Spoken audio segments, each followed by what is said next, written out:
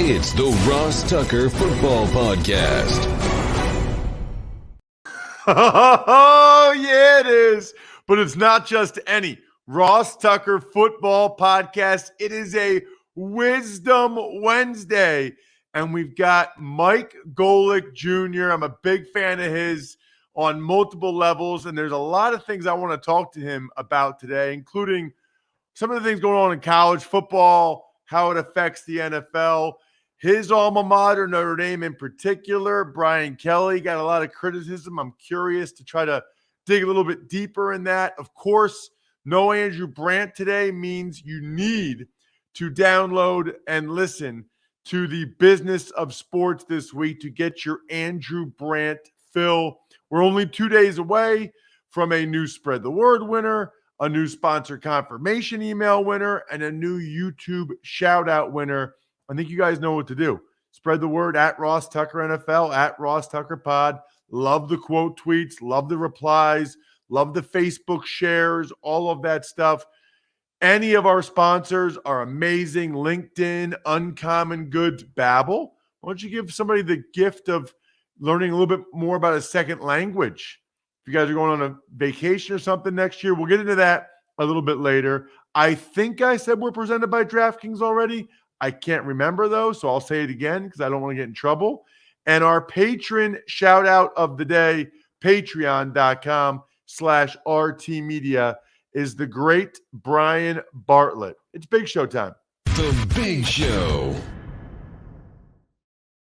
All right, so I feel like I hear this guy everywhere now because, number one, he does college football games on the weekend, which is great. I've heard him do that a number of times. Number two, I listen to him on Canny and Golic from 3 to 7 p.m. Eastern time often on ESPN radio. And evidently, somehow, he is the 5-hour energy guy globally. He is the global 5-hour energy guy. And I find myself very glad that one of us, an offensive lineman, is a 5-hour energy guy, but also like jealous, like Golic, 5-hour energy is guy. It's amazing. So check him out on social at Mike Golic Jr. Mike, I see you everywhere on the 5-hour energy thing. How did that thing happen? That's awesome. It really is amazing. I keep saying they must have made a mistake at some point here, but they found I had no idea that was going to run as much as it did, because you're right. For all the things that, like, I'm fortunate to get to do at ESPN and all the different opportunities, there is nothing that I get text messages from my friends more of than my big dumb face on some TV screen at a bar or in an airport somewhere slinging 5 hours. So I don't know how it worked out, but like you said, it is nice to represent the big fellas here in the advertising community. You know what's so funny, Mike? It's good timing, actually, because Darren Ravel from the Action Network just recently tweeted that offensive linemen are not marketable. Now, he was talking about, in fairness, wasn't talking about former players like you and I in the media. And I don't think he was even talking about NFL guys, because when I first saw offensive linemen are not marketable, like, there's nobody more marketable in the city of Philadelphia than Jason Kelce. I mean, if Jason Kelce touched anything, it would turn to gold. I think he was referring to offensive linemen, but the first thing I would say is, I mean, you're a former offensive lineman and you're the star of 5-hour energy. Listen, that's what I tried to gently remind Darren yesterday, is that just because he is one of the smaller community and just because he could never become a big boy like us, and clearly he feels some type of way about that, he's jealous that we have seen, not only like you just mentioned, Kelce, Lane Johnson in Philadelphia, who's about as big a personality as any athlete you're going to find in that city. I mean, we've got guys all over the place doing big things. You and I are out here trying to make this stuff happen. But even in college, when all that NIL stuff went into play, who's the first position group everyone went to? It was the big guys slinging restaurants, going out here, showing up for their Thursday night dinner at some place to attract a hometown audience. So I don't want to hear that from Darren. I will not entertain that, because he's just flat out wrong here. We have seen everyone loves a big boy. So that's the thing that I'm surprised he said that, because I don't even follow NIL that closely. And if you're more of a professional football fan, as a lot of the Ross Tucker podcast listeners are, college players are now able to get money, endorsement money, essentially, autographs, jersey sale, whatever. They're able to get money for their name, image, and likeness. But like a lot of offensive linemen, I've seen Cade Mays from Tennessee doing Bojangles stuff, which is amazing. The Wisconsin offensive line, their, Mission Barbecues, the official barbecue of I don't know how much money they're getting, but they're getting they're clearly, the point is they're clearly marketable, and Ravel's clearly wrong on that. And you know what? At the most base level, we are the physically biggest billboards you can buy in college sports, right? Like all the rest of these guys, you are getting, because you're never getting usually just one offensive lineman. Like you mentioned, Cade, a lot of these are group deals for them. So you are quite literally getting the most bang for your buck in this situation just on physical ad space alone. It's smart business. I don't know why I have to explain that to Darren. So the last thing on this, because I guess his point was this was supposed to be designed for actual businesses that were hoping to get a return on an investment for the marketing power and prowess of college players. And I thought he made a good point. A lot of the guys that got a lot of this money, it didn't go real well. I mean, Spencer Rattler and Patrick Nix, and a lot of these guys, I'm glad they got their money from NIL because they're not going to the NFL draft this year or having a lot of success in that regard. But his concern is, he basically said that this Texas fund that's been set up to give every offensive lineman $50,000, that is tantamount to cheating, and that, that's not what this NIL was designed for, and that really this is now cheating because they're really just giving that money to try to have a better football team. And to that I say, good. Because they've been putting that money into the coach. I mean, hell, look at the coaching carousel offseason we just had in college football and all the funny money that's getting paid out to those guys. Look at the gross upgrades to facilities going on across college football. If the money, because NIL was designed to finally compensate athletes for their name, image, and likeness. However that works out, so be it. In my mind, it was, we are finally getting money in the hands of players. And if that happens to brush up right against, put its toes right over the line, and stare out at the edge of pay or payment, so be it. I think this is a long time coming, and I think if someone wants to pay them, then that's what they're worth. Like, that's how the market is supposed to work.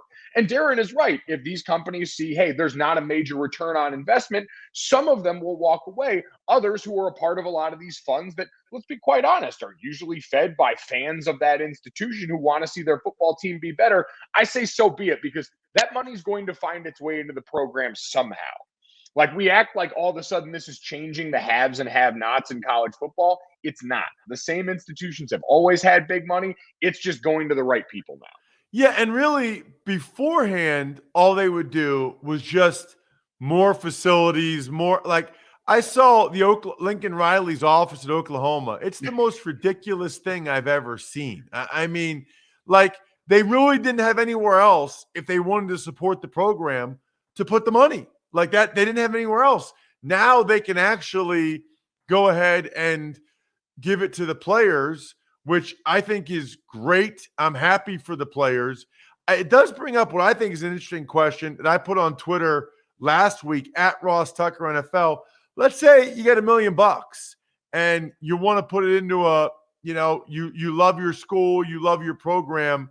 Is that money better served by helping to pay the assistant coaches or attract even a more brand name or well-known or more successful head coach? Or are you better off having that $1 million go to $50,000 for every scholarship O lineman and D lineman, and have that be a way to help get better players?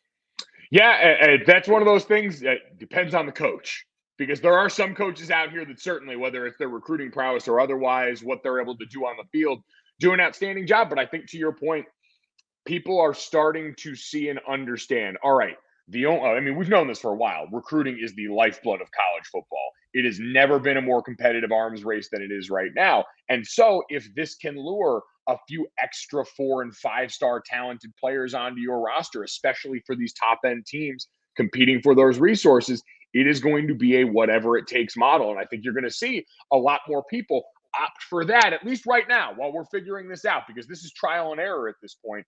I think you're going to see more people opt for that than maybe, hey, let me get my name on another building, or let me get my name on the locker room that we just upgraded here, when I can worry more about the guys going in that locker room. All right. So one of the reasons I wanted to bring you on, Mike, not only because I enjoy listening to you and I enjoy your work, but there was a lot of hard feelings, it seemed like, at Notre Dame about Brian Kelly leaving and the way in which he left. I guess I'm hoping you can explain it to me. And I don't want to ask a leading question. So explain to me the hard feelings for Notre Dame, or the uproar, or whatever. Is it just the fact that he left at all, that a coach would leave Notre Dame for another place? Is it the way in which he left? Explain it to me, and then I'll ask my questions after.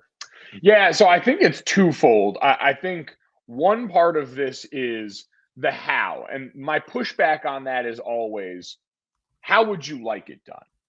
Because even with the best intentions that we saw from, let's say, Mario Cristobal and his exit in Oregon, it was still a very public ordeal that was playing out in a way that was going to be tough to stomach if you were an Oregon player watching all these public overtures for your coach from Miami play out, all while Miami's players and coaches had to deal with this still hired at that staff. So people push back on this idea that, players had to find out on social media and all that stuff. The 7 a.m. team meeting for Brian, which my only beef is it was that early. Like, you had to get up to tell me that. We all knew what the drill was. But as far as the right way to do these things, I'm not sure that one exists, especially when you got it transpiring as fast as it is. So I kind of give Brian some grace there in saying that it's really hard to go out here trying to be making the best decision for you and your family, and then to communicate that to 120 plus players, your staff, and everyone around there in a manner that the outside world deems, quote unquote, fair. I think where the real rubber meets the road on this is, this was sort of a gut check for Notre Dame fans, and one of those things like, are we still who we think we are? Because seeing the coach who just became the all-time winningest head coach in school history leave for another job makes everyone involved feel uncomfortable, right? It makes you feel like you're a stepping stone job. Are you the same program you were? And I think that's kind of where Notre Dame is now is, all right, you bring in Marcus Freeman, who is committed, who has said out loud in every platform I've heard, you can win a national championship here. What that's going to take is getting recruiting to a place where you can be more competitive with the LSUs, Georgias, and Alabamas of the world, because that, in my mind, is why Brian left. He had felt like he'd run into a ceiling at Notre Dame. He had been there 12 years, and he's going to a place where he's seen the last 3 coaches win a national championship, and that didn't feel great for people wearing blue and gold. So, Mike, this is why you're awesome. Honestly, dude. Both of those, in my mind, you could not have answered more perfectly. Like, I have all these follow-up questions. I have all these whatabouts. You're actually a Notre Dame alum that is objective and answered both of those perfectly in my mind. I've been saying this since last week. How do you want him to do it? It's not like he's the one leaking it. It's either his agent or LSU that leaked he's going there. The guy flew back to do an in-person meeting, and I read one report that it was 11 minutes, another report that it was 2 minutes. What's the right amount of time? Yeah. What did you want him to say other than, listen, guys, I'm taking what I think is a better opportunity for my family. Like, thank you for everything you've done, but this is something I feel like I need to do. I'm so glad you said that. And by the way, I don't know about you, but I had heard for years that he wanted to leave and that it was the academic restrictions at Notre Dame that prevented them in his mind from getting some of the skill position speed that he feels like he needs to be able to win a national championship. And I'd heard that from multiple people over the last 2 years. I'm sure you had heard something like this. Wasn't like a huge surprise to me. No, and I think a lot of people honestly thought it would be Southern Cal. Like, I think a lot of people had always thought Brian sort of was a better fit because everyone talks about the regional fit now. We obviously had the gaffe at the basketball game where he decided to, throw on an accent that we hadn't heard from Brian before. But, that's a whole different thing. But no, I think you're right. Like, and that's kind of always the history of Notre Dame is this ebb and flow of, all right, when do the standards allow for a few more guys to get in that maybe wouldn't have otherwise here? But Monty Jones, who works with us at ESPN, said this to me the other day. He's like, Notre Dame probably deserves more credit than it gets for fielding a football team that's been as competitive as it does, where everyone's got to pass calculus their freshman year. And that's true. Like, you got to go and get through Calc 1. I made the mistake of trying to do Calc 2 and got humbled very quickly. But now I think this is the interesting part about where Marcus Freeman steps into all this, because Brian mentioned the recruiting aspect of that. Part of the appeal of being able to lure a Marcus Freeman, who is now their head coach, who was the defensive coordinator for Notre Dame this last year and with Cincinnati before that, is he is a dynamic recruiter. And that's been reflected. With Brian at Notre Dame, we were consistently like a top 15 to the back end top 10 class when it came to recruiting. The class right now for Notre Dame is top 5. The class for the upcoming year is top 3. Like, you've already seen a bit of a boost from that. And so that's going to be the next step. If Marcus can keep this up, then maybe you change the narrative that Brian was talking about. And narrative is probably not even the right word, because it was the reality for a while. That was where Notre Dame lacked. We'd have 1 or 2 really good top end skill guys, but the difference when you can recruit the way, Alabama, Georgia, Ohio State do is they've got depth at those positions. And that was where Notre Dame lacked when you got to those big moments. Yeah, I thought it was funny too. Not funny, but if you've ever noticed, like, and this is something I can say because I'm not part of like the blue blood or FBS college football. I played at Princeton, right? Every program has an overinflated sense of self-worth. Like the Oklahoma people are just incredulous that anybody could ever leave there. The Notre Dame people are shocked. Even like Penn State, right? I live an hour from Penn State, and those people think that Penn State is like a top 5 national program, whereas I can be objective enough to say, no, I think it's top 10. I think it's bottom of the top 10. They recruit pretty well, but they're not up there with Ohio State, Alabama, Georgia, even being able to get recruits that USC gets. Like, they're not there, but people around here think that they are, and it just, there's not a program out there. Like, the Alabama fans would be absolutely shocked if Saban left to go to the NFL, right? Like, everybody thinks that their place is probably a little bit better than it really is. Yep. And I think you brought up, it's something that can kind of be an interesting distinction in all this, like a top 5 program versus a top 5 job. Like LSU is a top 5 job. It's not a top 5 program right now. And that's what we're seeing is all this is getting reshuffled around money and resources. But you're right. It goes back to this ego based on, in a lot of instances, the past stuff, right? For Penn State, it's a glorious past. For Notre Dame, it's the proud, rich history. That's something Notre Dame fans get accused of often, is living in the past. And I've tried to point out now as we've gotten in here, I think that's been the interesting transition for Notre Dame is you can live in the now and be pretty happy. 5 straight double-digit win seasons that they've had, the success that Brian Kelly had in the last 12 years. It's easy to be happy with what's here and now. As a Notre Dame fan who grew up when Bob Davie was coaching, like, we didn't have a lot of things to celebrate when I was a kid. So this has been pie in the sky for me, getting to go out and not get embarrassed in front of company. And so Notre Dame's been maybe, you can debate the job status because of how difficult recruiting can be at times. It's been a top 5, top 6 program in the college football playoff era. Now the question is, how do you make that jump? Because there's a clear upper crust in college football, and it is based on the programs that are willing to massively fund football and usually the programs that have incredible recruits right in their backyard. If you've got that in your zip code, you're at a place like you mentioned, Southern Cal, LSU, even Miami's getting ready to see how this works out with Mario Cristobal for a lot of that same reason. Last question, Mike, NFL question. How many years were you teammates with Zach Martin at Notre Dame? I was teammates with Zach for 4 years. So Zach was a year behind me in college. Okay. When did you know he was really, really good? And what is it about him that makes him so good? I love watching him play. I vaguely remember coming to Notre Dame and working with you guys and working with Zach. I wish somebody would have told me he was going to be that good. I would have taken more notice of it. I think you guys were young, maybe. I don't know. Oh, yeah. I think you guys were young when I came. And my NFL offensive line coach, Frank Verducci, was coaching you guys at Notre Dame. So just give me a minute or two on Zach Martin, like when you realized he was the real deal and why he's so good in your mind. Yeah, Zach always did a lot of things very naturally that you want in your offensive lineman. I've always said, to me, his greatest trait is balance. He's got an unbelievable center of gravity, and he puts his feet in the right spot so that if his upper body gets knocked out of place, if someone gets a good swipe at his hands, he's always winning with his position relative to the quarterback and winning with his feet. And that started with like a natural bit of balance, because when you brought him up, I immediately went back to Coach Verducci, who again was my offensive line coach my sophomore year. So Zach's redshirt freshman year, and you're coach in the NFL.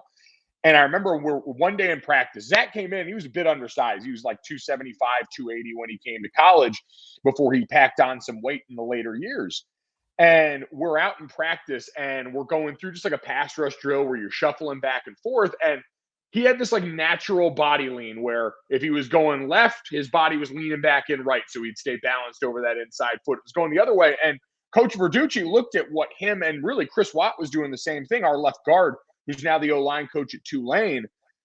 And he looked at that and said, oh, like, yeah, the rest of you guys should be doing this. We ended up making it a drill in practice for the rest of the season because these guys did it naturally, because Zach just came out and was doing this thing naturally. So it was unbelievable to know even then he kind of had a lot of these natural traits that worked out well. I mean, I could write the book on Zach Martin. The balance is phenomenal for a guy I still say could play tackle in the NFL full time if you needed him to, because he's a phenomenal player with his hands. He understands leverage about as well as anyone that you're going to see. And I mean, the best part about Zach is he's just an unreal teammate. Like, you're going to get a guy who's a walk-in gold jacket candidate, who's the best football player I have ever played with or against, and could not have been and is still like one of the guys more than him. So I can't say enough good things about Zach. It was certainly an honor to call him a teammate, and it's going to be fun as hell to watch him put on that gold jacket whenever he decides to hang this up. Yeah, that is awesome. He's such a stud. So are you, man. At Mike Golic Jr. on Twitter. Check him out on Canny and Golic, 3 to 7 p.m. Eastern time on ESPN Radio. That is quite often what's on my dial when I'm driving my kids to or from ballet or hip hop or tennis or piano or whatever I'm taking them to. They are very familiar with Mike Golic Jr. Thanks, Mike. Thanks, Ross. Appreciate it, buddy. Man, that was awesome. I knew it would be. You know what else is awesome? Babbel, the #1 selling language learning app. The whole process is really fun, fast, and easy. I've got a bunch of friends that have done this. I haven't done it yet, but I'm going to the next time we take an international trip. Here's what I love about Babbel. 15-minute lessons make it the perfect way to learn a new language on the go. Their teaching method has been scientifically proven to be effective. Their speech recognition technology helps you to improve your pronunciation and accent. The key is you can just learn the stuff you need to learn before you go on your trip. That's what I think is awesome. Like it's bite-sized, those 15-minute lessons. Right now, when you purchase a 3-month Babbel subscription, what a cool gift. You'll get an additional 3 months for free. That's 6 months for the price of 3. Just go to Babbel.com and use promo code Ross. That's Babbel.com, code Ross. Babbel, language for life. Tuck's Takes. Morning, Ross. Let's start with the COVID list additions for this week, which includes Chargers wide receiver Keenan Allen, Browns tight end David Njoku, and Saints defensive end Cam Jordan. Yep, they keep racking up COVID positive tests. Now, remember, a lot of these guys had family for the holiday around them, and they get tested. I still think they get tested once or twice a week at least. But if these guys are vaccinated, they might be able to play on Sunday, like TJ Watt. I mean, he was found positive last Monday, but he was able to play on Sunday because he got 2 negative tests within 24 hours of each other because he was vaccinated. So, we're not ruling out Keenan Allen, Njoku, or Cam Jordan yet.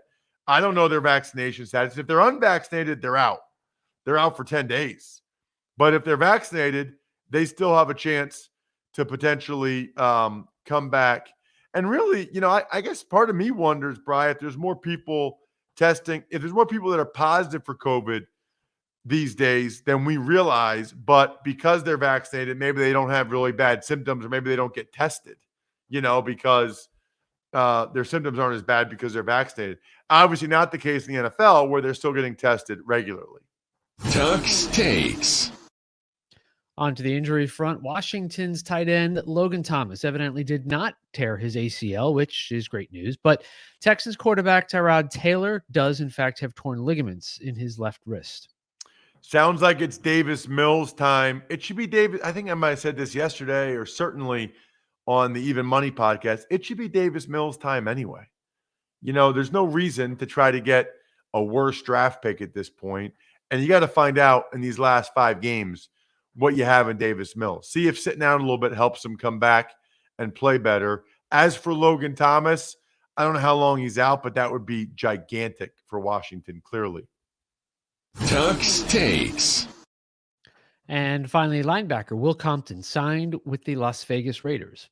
This is kind of interesting for Compton, because here's a guy that is already in the media, already doing stuff for his own podcast and Barstool or whatever, but now he goes ahead and he gets signed by the Raiders.